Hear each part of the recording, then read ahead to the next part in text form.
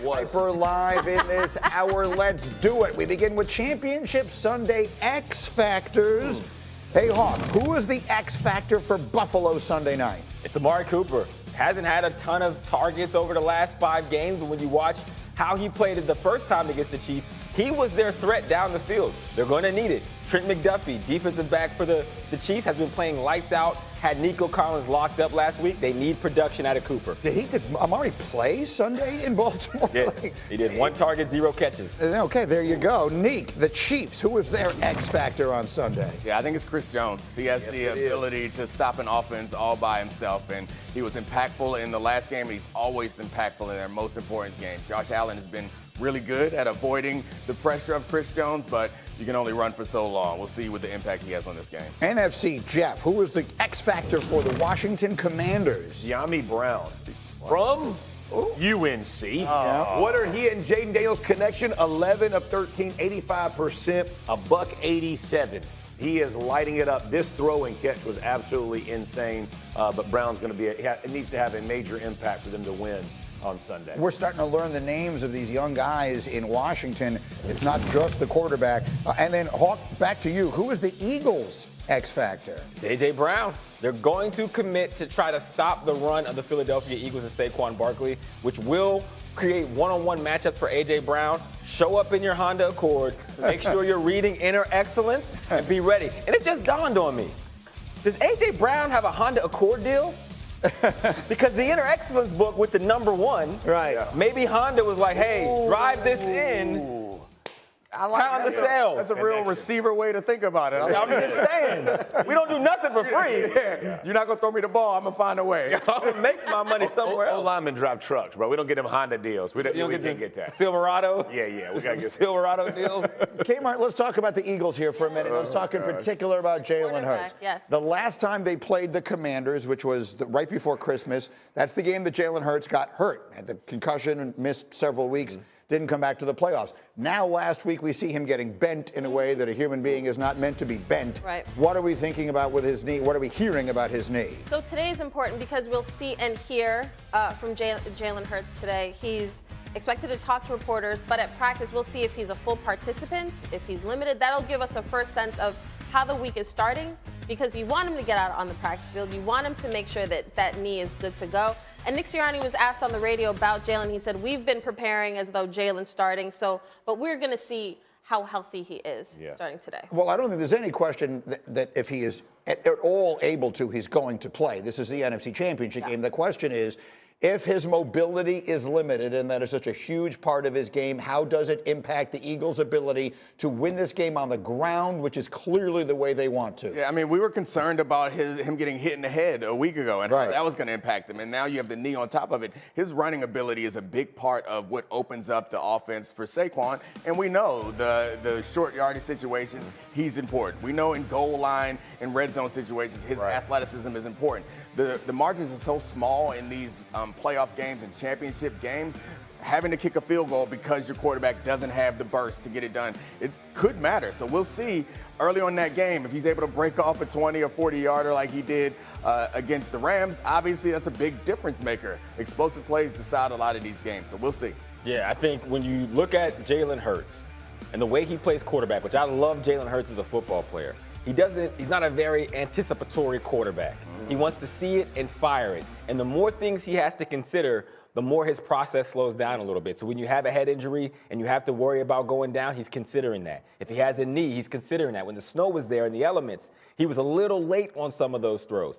The reality is, though, he has 2 number 1 receivers. And what I expect the Commanders to do is to commit to stopping the run because they know it all starts there. Yeah. The moment they do that, he now has one-on-one matchups on the outside, which makes it a lot easier for that process. One-on-one, throw it to A.J. One-on-one, if they're safety over top of A.J., go to Devontae. That's pretty much the process for the Philadelphia Eagles. I mean, but they haven't done it. It's not because they can't necessarily, but they just simply haven't. A.J. Brown, who I think everyone at this desk would agree is in a vacuum a top 5 receiver in the NFL. in their 2 playoff games has 3 catches for 24 yards. It's almost impossible to believe. I love when you do it in feet. He has 3 catches for 72 feet. Yeah. They had 195 feet worth of passing in the game the other day.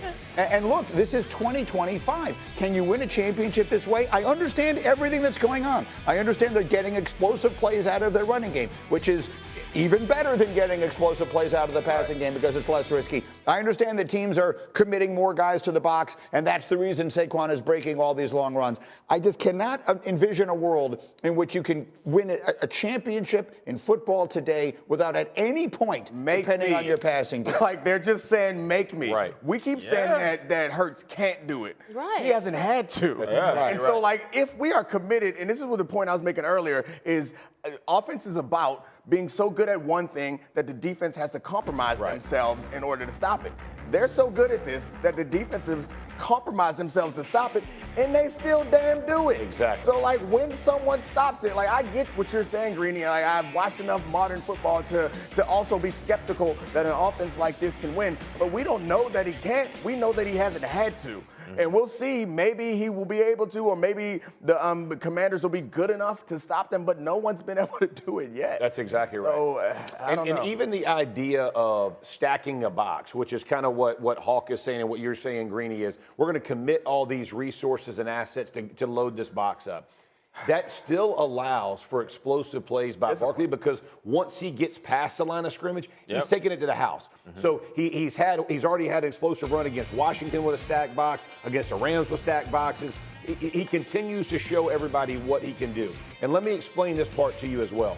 DBs, on a whole, not saying everyone, watch your mouth, don't like playing in the box. And they don't always understand where exactly to be. And so if they're not in the exact right place, Saquon Barkley does as good a job as any running back of setting up his blocks. He runs to a point, bends it back, and guys are out of position. Offensive linemen aren't very good at blocking. So sometimes a running back has to set up the block to help the punchy guys get the job done. That's all. I mean, look, We ain't paying corners to be tacklers is what we're saying, Brittany. We're paying to cover A.J. Brown. And the Jalen Hurts injury does play into that because the amount of field that the defense has to cover, it's not just the box. It's Jalen's ability to get out on the edges. And so how you stack the box still creates seams for Saquon to hit. The reality of the passing game is, no, they have not been throwing the ball all over the yard, but Saquon has 972 total feet rushing this playoff. Right? That's a lot of feet. You don't have to throw the ball when you're that successful running the football. So anyone who can multiply 148 by 3 really quickly, you'll know how many feet he is shy of breaking the single-season record for most yards in a postseason. And that would include Terrell Davis is the one who holds that record. So we'll see if he can break it. Let me take you back through the mists of time, Kimberly Martin. All the way back to December 15th. This is not what I meant. I'm sorry, Cindy. I fooled you. I just fooled our director, Cindy Morello. That's not what I meant yet. We'll get to that. We'll get to that. But I'm going to take you back much, much more recently than that was going to be. December 15th was the famous "Was That What You Wanted to See" game. Right? Jalen Hurts against the Steelers. 25 of 32, 290 yards, and 2 touchdowns. The following week, he gets concussed. So maybe the point is, if they need it, it's in there, right? I mean, the bottom line is it's in there. We all agree it's in the toolkit. Like, we have seen this kid be in the Super Bowl and outperform Mahomes. Like, the idea that Jalen Hurts is incapable, what? No, I'm saying we've seen it. No, we saw it. That was back before they called the RPO with the way that they call it now. That offense was very different. So rules changed, yeah, the rules have changed. They can't cheat the way they used to cheat. But I think that he's capable of obviously getting it done because of the situation that he puts the defense. The question is, when and where do you pull the trigger, right? Like you have all these things at your disposal, but that's the game of chess of football. Like, when to use it, and the idea that he's not throwing the ball as much. And as even against the Rams, they had a 3rd and 11. They throw it. I mean, he gets it. He converts it with Brown on a slant. When it matters, they make plays, whether you like it, whether it's feet or yards. You know who makes big plays in big games? Jeff Saturday. Here's our way back Wednesday. Let's go. Chubby Jeff. Let's 18 years ago today, the Colts beat the Patriots in the AFC Championship game. Yeah. Jeff Saturday recovers a fumble for a touchdown. And then later in the game, trailing by 3 with a minute to go, Jeff pancaked Vince Wilfork on the game-winning 3-yard touchdown. Peyton Manning says to this day, Jeff wants that game to be known as the block. Here's the play. Watch Wilfork. Watch the inside of your screen. Woo! That one would show up on Pancakes today. Yes, that is the enormous Vince Wilfork. Look at him. And that is Jeff. I see you ain't finished that block, though. You knew better than to drag over Vince. What a drag over Vince. That was such a sad game for me. That was such a sad top. game. I was in the stands for that game. I drove 4.5 hours from Toledo, Ohio in college because my brother was the starting strong safety. We're up 21 at halftime. We're dancing in the stands. It's dead silent in there, right? Or at least until they start pumping in the crowd noise. And slowly but surely, they just knock it away. And I had to drive 4.5 hours home. Happy anniversary. Happy anniversary, Jeff. That's amazing, Great bro. day. Great day. Honestly, greatest game we ever played. That includes the Super Bowl. That's the greatest game. That was the most. That was the most fulfilling win we ever had. Like in our home. In the RCA Dome, it was unbelievable. The block. Best Greatest game. the block. Hey, in the block. We played with block, man. Hold on, dump Vince. Hold up. Hey, you ain't got to point to no receiver, dog. Stand right there. In football history, we have the catch. We have the we got to start. Music City Miracle. Peyton Manning says you want that to be known as the block. We should do it. LeBron is going to. That game That was Ryan Lilja's idea to begin with, I believe. shall forever be known as the block. Coming up, for the 4th time, Josh will try to scale Mount Mahomes' white legacies are 100% at stake Sunday night in Kansas City. Plus, it is a holiday, people. Mel Kiper has released his first mock draft of the year. It's Shador, it's Cam. How high will they go? Can either of them be the next Jaden Daniels? He's going to answer the question. Mel Kiper Jr. live next. Don't miss it. Get up on ESPN. This is what it feels like to file with TaxSlayer. I'm the refund boss. All your refunds belong to me. Nope, not today. Start for free and get your guaranteed maximum refund.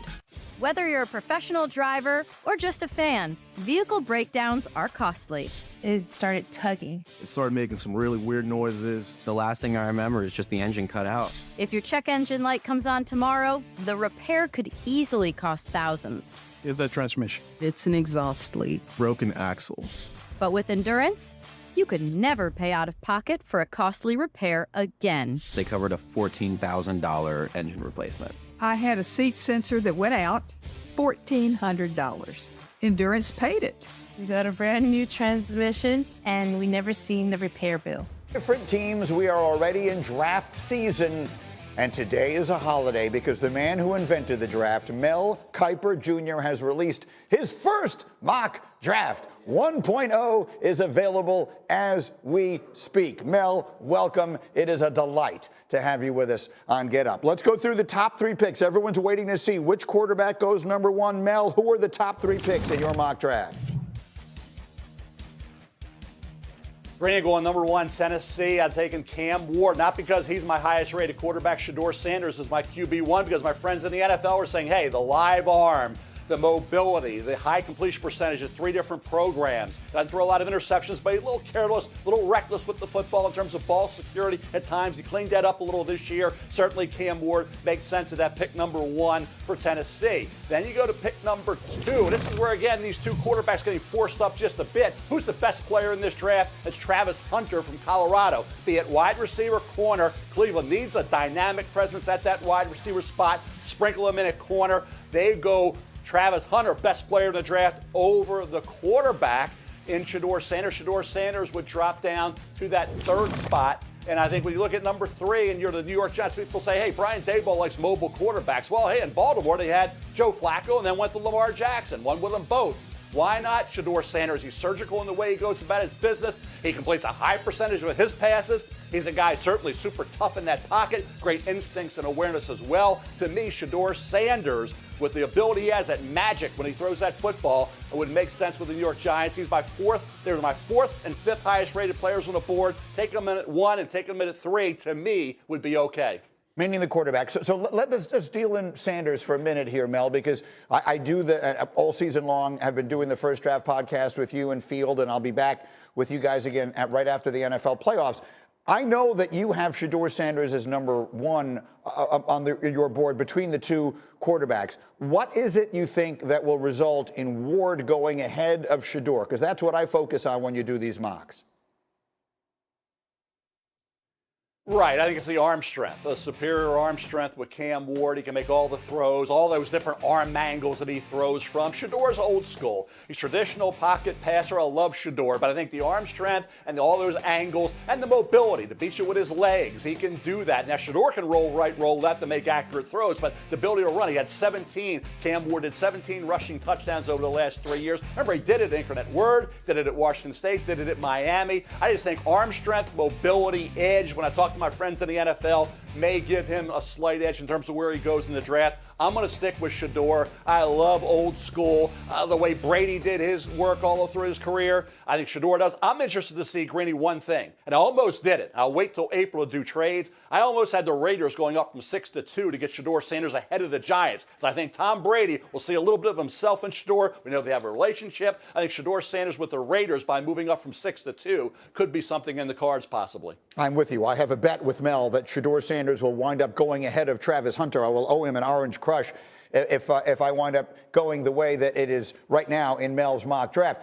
So a lot of people have watched rookie quarterbacks just dominate the league the last couple of years. C.J. Stroud had what might have been the best rookie season ever, and then a year later, Jaden Daniels has what is clearly the best rookie season that any quarterback has ever had. Do you see either of these two prospects, Cam Ward or Shedeur Sanders, as able to have that kind of impact that quickly in the NFL?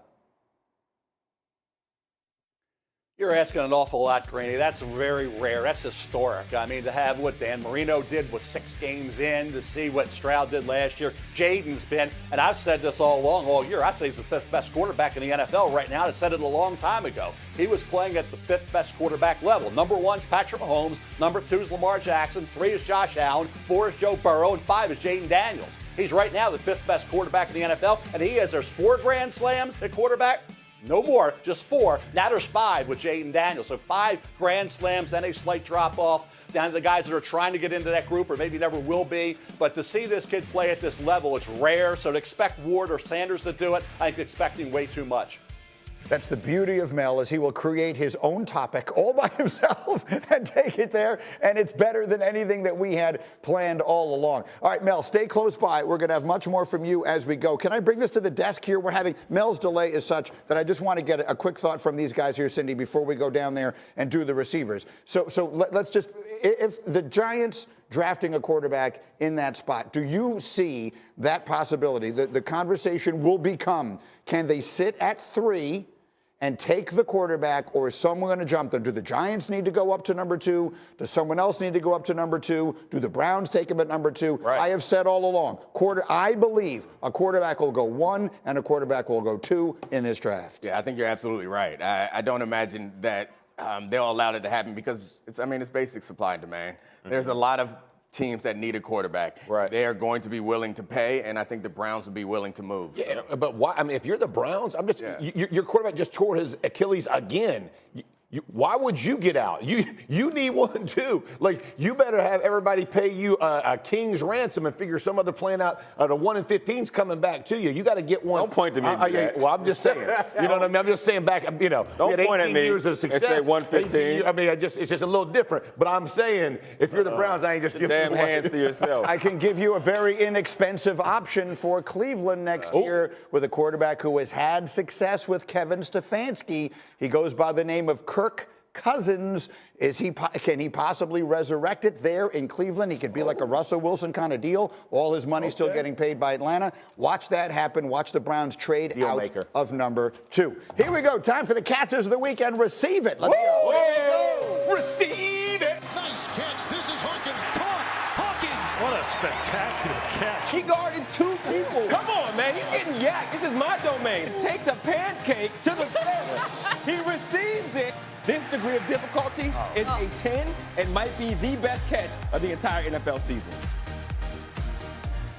All right, this feature is called Receive It. Before it begins, Jeff wants to point something out on this photo. Receive it! Can you bring it in here a little? But, hey, look, Hawk is like shocked he got the ball. Hold on. It's like, Sketchbook. You looking into the hands, Jeff. Okay, you look at it. Okay. I'm with you. All right. Yeah. Can I say I went 1-15? Let's not act like he didn't go 1-13 as a head coach. Can we address the elephant in the room?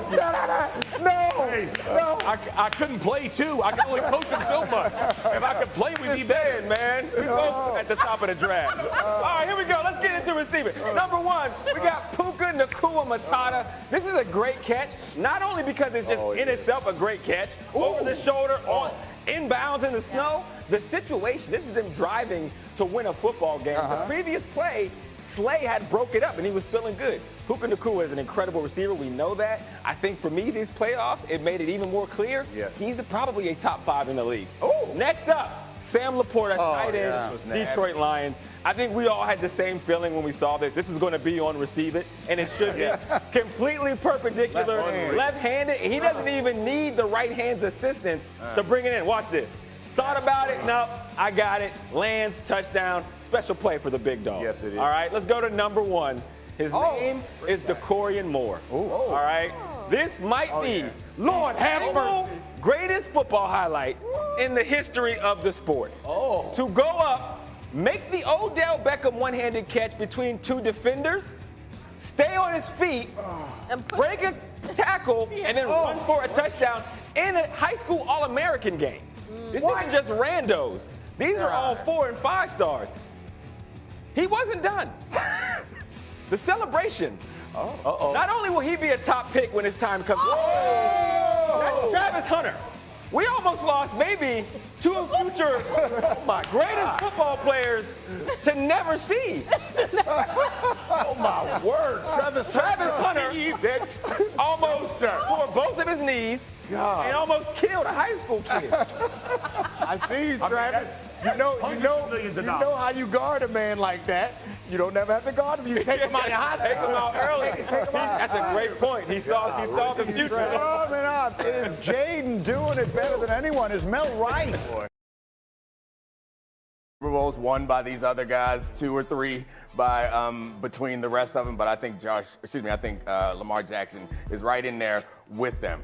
His regular season accomplishments, though, that could set him apart. If he's able to get a Super Bowl or 2, then we could have a conversation where it's where it's Mahomes and Jackson and then some other dudes. Being a 3-time MVP would in and of itself, assuming it happens, would in and of itself be a separator and would be historically significant. There's not too many guys who have won those.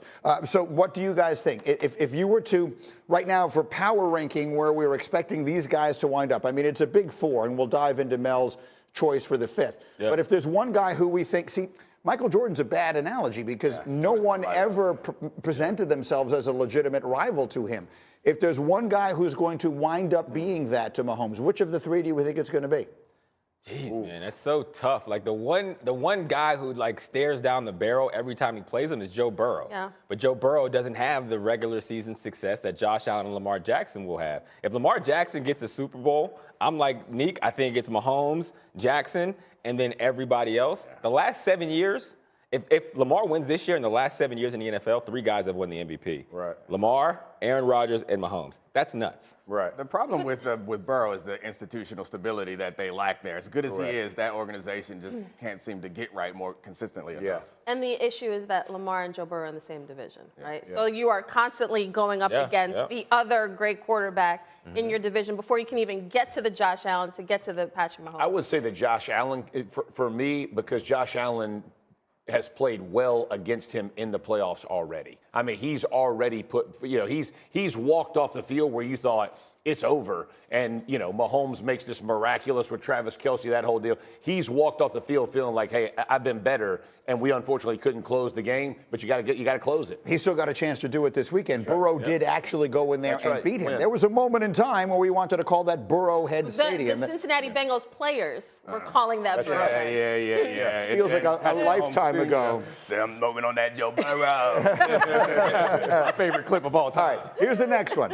And I'm going to use a little full screen to set this thing up. So we've got the Commanders, we have the Eagles. We have an all NFC East matchup in the NFC Championship game. With the Commanders making it to the NFC Championship game, the Dallas Cowboys now have by a wide margin the longest active drought of not advancing to the NFC Championship game. Not only is the number 29, do you realize the second longest drought is the Bears, who got there in 2010?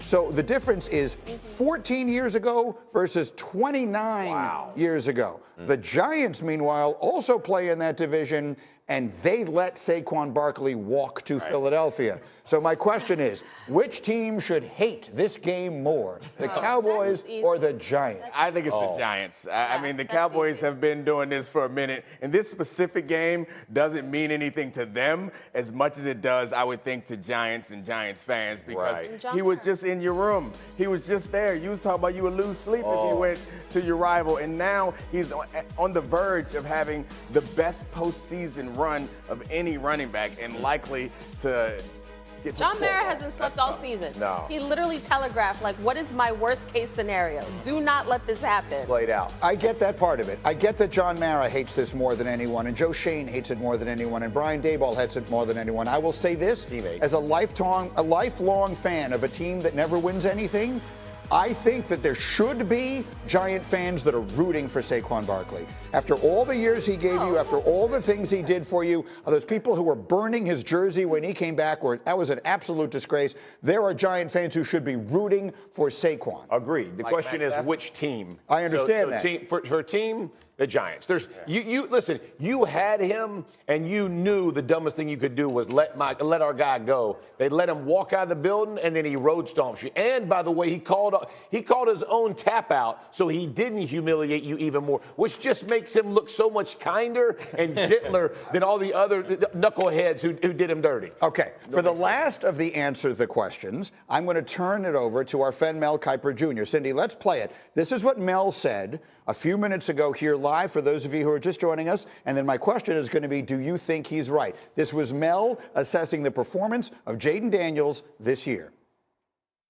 Jayden's been, and I've said this all along, all year, I say he's the fifth best quarterback in the NFL right now. I said it a long time ago. He was playing at the fifth best quarterback level. Number 1 is Patrick Mahomes. Number 2 is Lamar Jackson. 3 is Josh Allen. 4 is Joe Burrow. And 5 is Jayden Daniels. He's right now the fifth best quarterback in the NFL. And there's 4 grand slams at quarterback. No more, just 4. Now there's 5 with Jayden Daniels.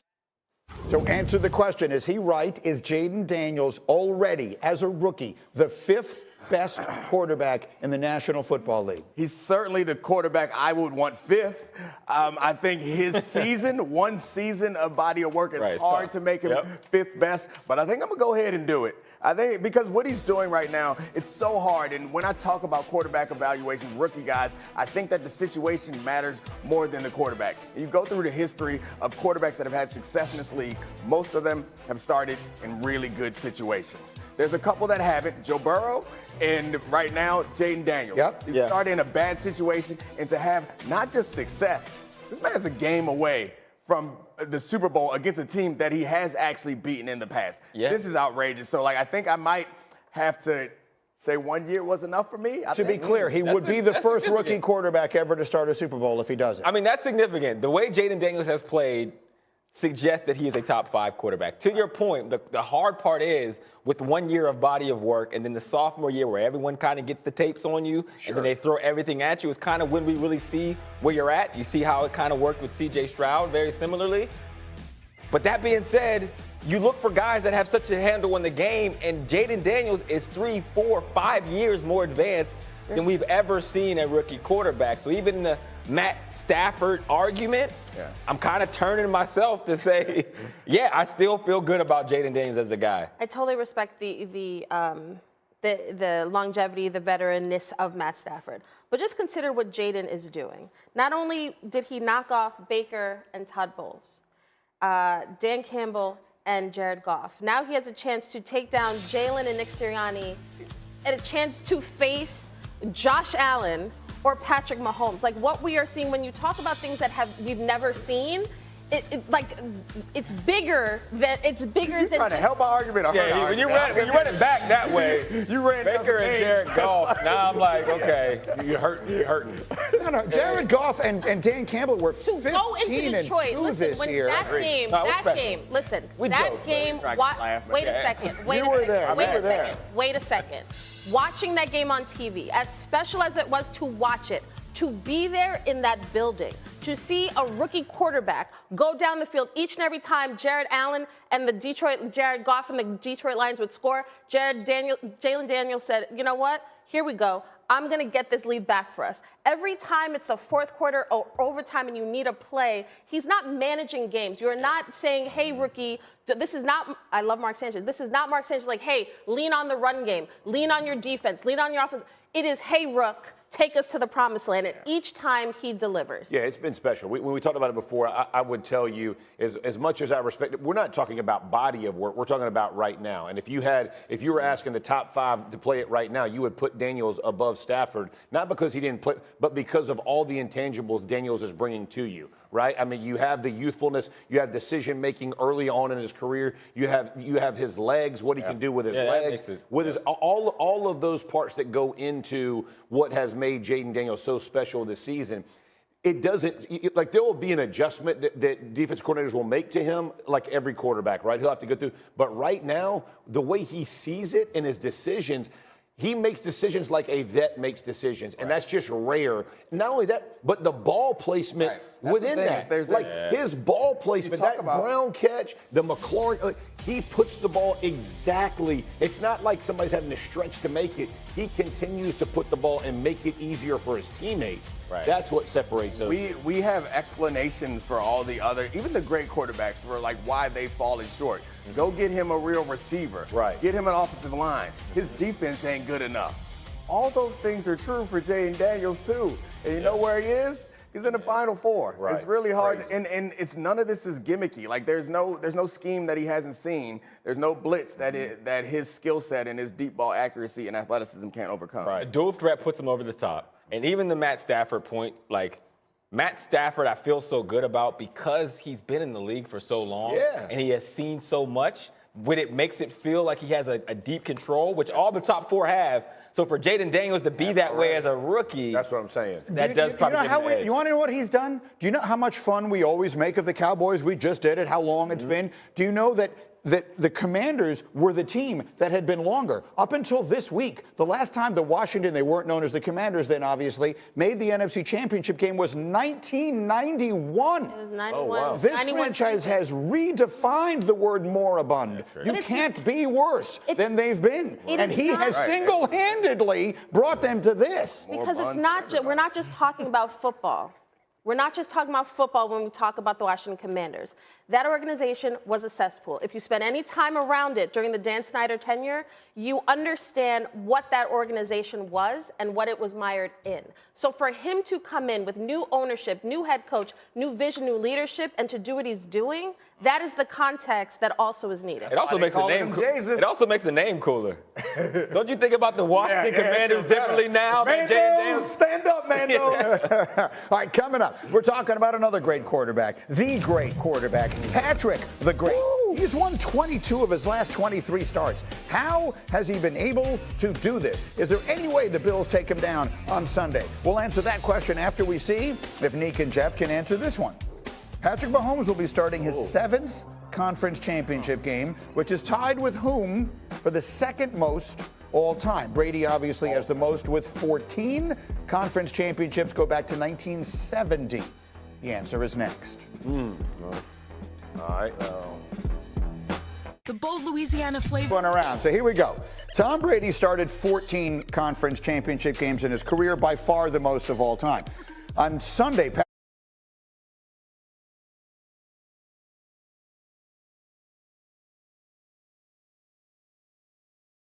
Patrick Mahomes will start his 7th.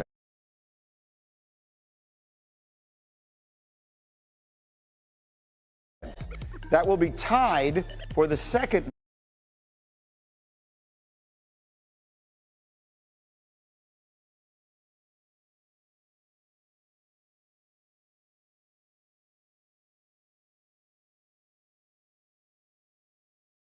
Most all time with whom?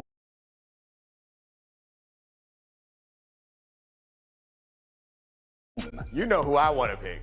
The original TB12, the greatest quarterback Your of all favorite time. QB. Terry Bradshaw. Terry Bradshaw. I know you love him. I do so much. Is that going to be your guess? You guys can put it together. You've got some good options. We're going with it. I don't want to get beat up by Terry Bradshaw either. I'm good. I'm going with it. We're going. Great actor. Everything. What if I told you Terry Bradshaw had 6, but not 7? So then we. What if I told you Roger Staubach had 6? Oh. John Elway had 6. Montana. You said it. The answer is Joe Montana. You guys said it during the break. I heard you say it. Hey, we still love TB12, the original. We still love him. Bradshaw. Let's go, Terry Bradshaw. Love you. It's an inside joke. I'm glad that you were willing. It ain't a joke. Anybody playing? Love Terry Bradshaw. Montana started 6 for the 49ers and 1 for the Kansas City Chiefs. The Chiefs, of course, will be playing in the AFC Championship game again this weekend. This will be the 4th time in the last 5 years Patrick Mahomes and Josh Allen meet in the postseason. The first one was 2020 at Arrowhead, AFC Championship game. Mahomes threw for 325 yards, 3 touchdowns, 2 of them to Jason Kelsey. That was a fairly easy 38-24 Kansas City win.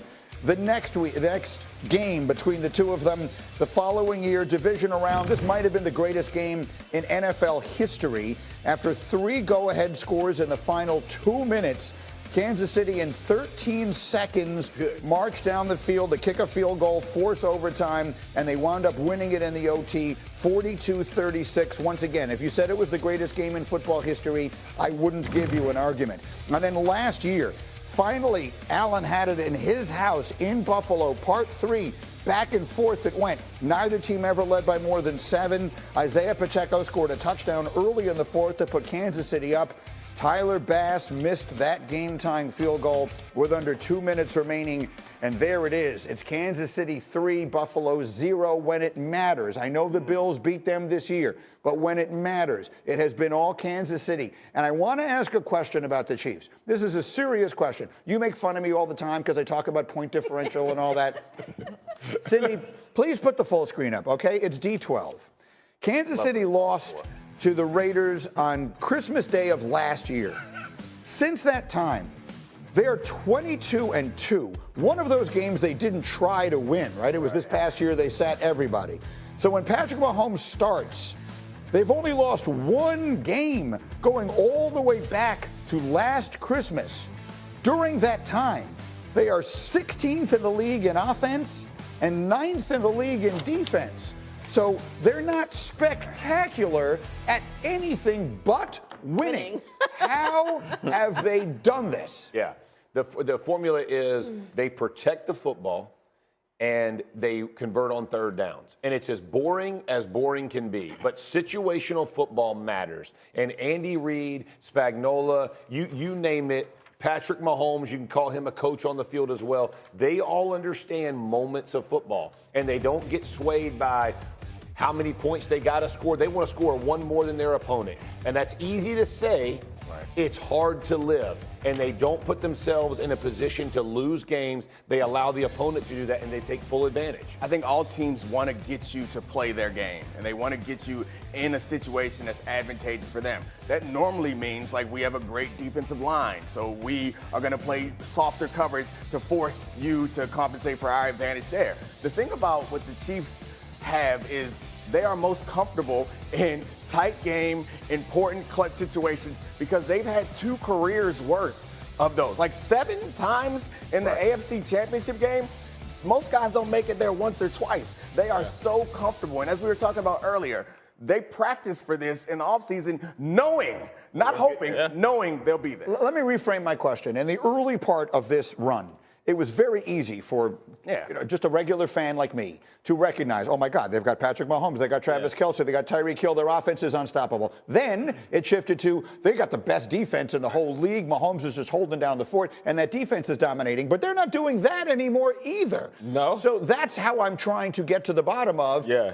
How do they win every single game? I think he's at a tier that, we've only really seen Tom Brady at, which is Patrick Mahomes is the best at being the quarterback the situation calls for. Yeah. So the first parts of the season, the first parts of the games don't really matter as long as they stay in it. Because in the fourth, to Nick's point, like a boxing match, it's, okay, what do I need to do? Cool, got it. What's the 2 drives, 2 touchdowns? Got it. Got to convert on third down. We got two downs to do it, third and fourth? Cool. He has a special ability as a quarterback to be able to run it with his legs, to be able to throw it. But again, he's just cool, calm, and collected when it matters most, and they prepare for those moments. And because of how Patrick Mahomes plays, when you face the Chiefs, you cannot make a mistake. Right. Because they capitalize on it. They are waiting for that. And it just feels like anytime, like, oh, Josh Allen just did there. Oh, Lamar, that's probably going to do it. Like, that's the dagger. And can I say this, too? The relationship that they have with each other. So the game that you said you could argue is the greatest football game ever, if you go back and watch that, Travis Kelce literally looks at him and goes, hey, tells Tyreek, get behind me on this play, we're going to run it this way. And on the very next play, he said, if they offer it again, and you hear Mahomes go, do it, Trav, do it. That's above X's and O's, y'all. It's above coaching because they trust each other implicitly and they know they got each other's back. So when the moment matters, they're communicating. They're not looking to the sideline to solve problems. Their coaches offer solutions to problems and players offer solutions to problems. That is the difference between being a champion that continues to show up and a one-year wonder. It's on the offense and it's on the defense. They're able to do that. And you notice in the course of these games, they are gathering information. And Steve Spagnuolo recognized that zero blitz was going to work. But he was not like most coaches or like most players, and as soon as you see a hole, you're going to take it. He's like, all right, I got this. I'm going to hold this. He waits for the most pivotal drive of the game. When Houston's going down to try to change the game, he hits him with it on second down, kills him, hits him with it again on third down, never runs it again for the rest of the game. And it's like he's anticipating. You see the same thing out of Mahomes and Kelce, and that point is like, all right, we know what you want to do. We've used the first 3 quarters. We know what you want to do on third down. It's third down. It's the most clutch third down. We're going to break out the play that we know that we need. And let's just be clear about what it is that they might be on the verge of doing. I'm not old enough to have seen the Lombardi Packers. So the teams I've seen, the Steelers of the 70s, the 49ers of the 80s, the Cowboys of the 90s, any of the Brady years with the Patriots, you know what none of them ever did? None of them won 3 years in a row. None of them. They're 2 wins away from that. This is historic stuff, and I still can't figure out how they're doing it. We have an NBA doubleheader tonight, Western Conference action. Anthony Edwards and the Timberwolves taking on Kyrie and the Mavs. That's 7:30 Eastern, followed by Steph and the Warriors visiting the Kings. Coverage tips with NBA Countdown tonight, 7 Eastern here on ESPN. Coming up, First Take takes over. How much pressure is there on Josh on Sunday? Molly, Stephen A, Jeff, Kmart, and the Man Dog fresh off. Oh, Stephen A's in the room. Stephen A's in the room. Hello, Stephen A. What's going on, man? We're out of time. Up, y'all? Here we go. We're out of time, but it's all right. We got to go to commercial break before we get back. We got to pay these two. Get up. Get commercial and pay them both. Let's go. No. I love you. I love you. I love you. I'm happy you're here. Keep us on air so you can pay me too. Watch this show, everybody. You'll be back.